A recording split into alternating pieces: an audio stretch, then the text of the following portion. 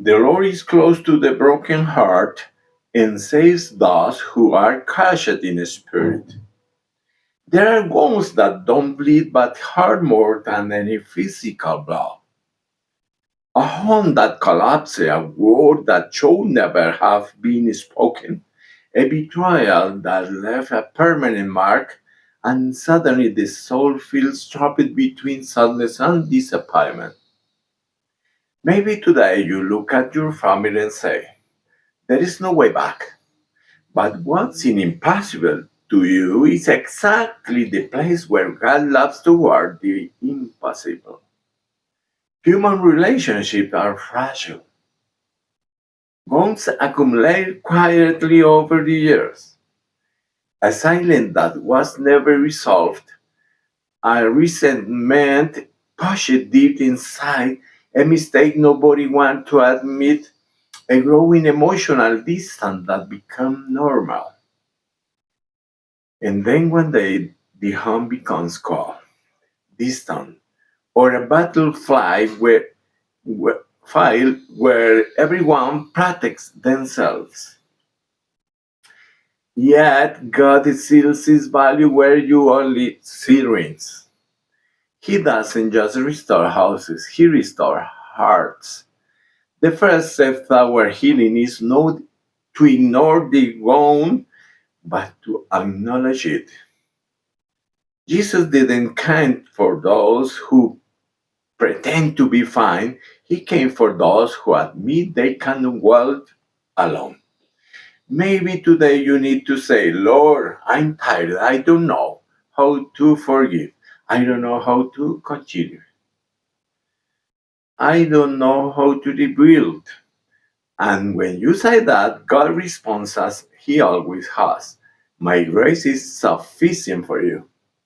Forgiveness does not erase the past, but it frees you from carrying it.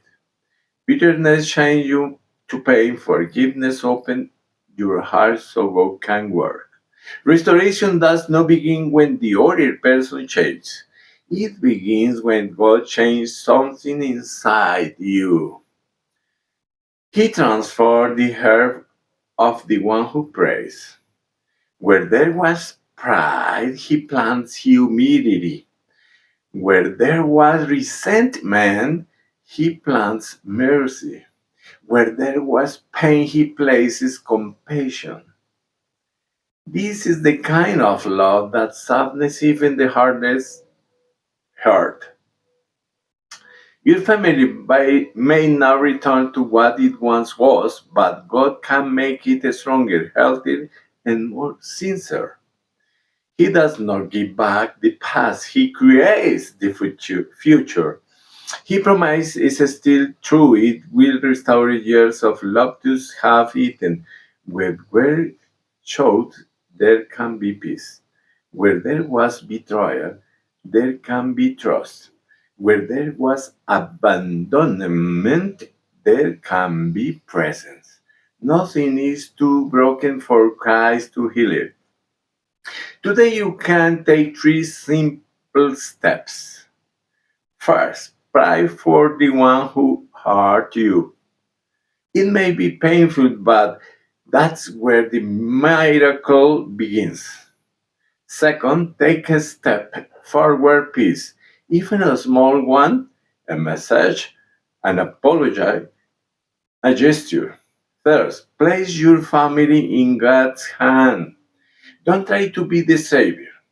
That place belongs only to Christ. And if you desire real restoration, one that doesn't depend on your own strength but on the power of the heaven, you need to only one who can transform the human heart, Jesus Christ. He takes what is broken and turns it into testimony.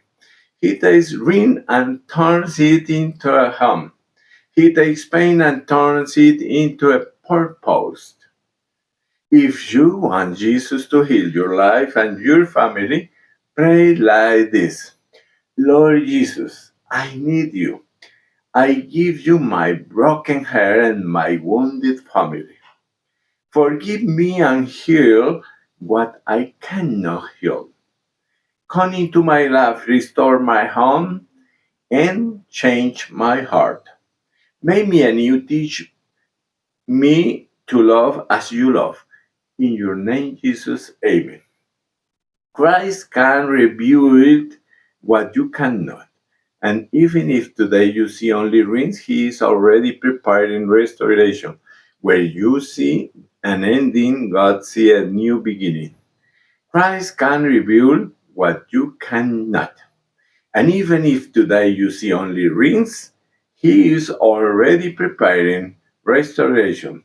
Where you see an ending, God sees a new beginning. Amen.